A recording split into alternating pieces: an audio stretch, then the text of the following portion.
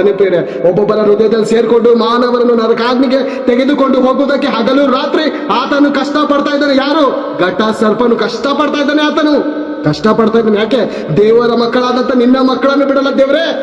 ನಾನು ಸಣ್ಣ ತಪ್ಪು ಮಾಡಿದ್ಕೆ ನೀನ್ ಕಳಿಸ್ತಾ ನನಗೆ ಭೂಲೋಕಕ್ಕೆ. ಸಣ್ಣ ತಪ್ಪು ಮಾಡಿದಕ್ಕೆ ಕಳಿಸ್ತಾ? ಹೌದಾ?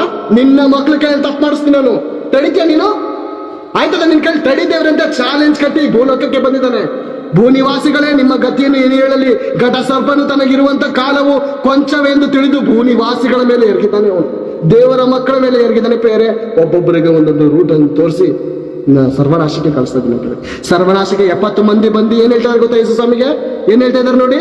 ಅದೇ ಲೂಕ 10:18 ಏನ್ ಹೇಳ್ತಾ ಇದಾರೆ ಅಂದ್ರೆ 10:18 ಕೊನೆಯದಾಗಿ ಕಡೆ ವಚನವನ್ನು ನೋಡಿ ಮುಗಿಸ್ಕೊಳ್ಳೋಣ. ಆ 70 ಮಂದಿ 17ರಿಂದ ಓದ್ತೀನಿ. ಲೂಕ 10:17 ಓದ್ತೀನಿ.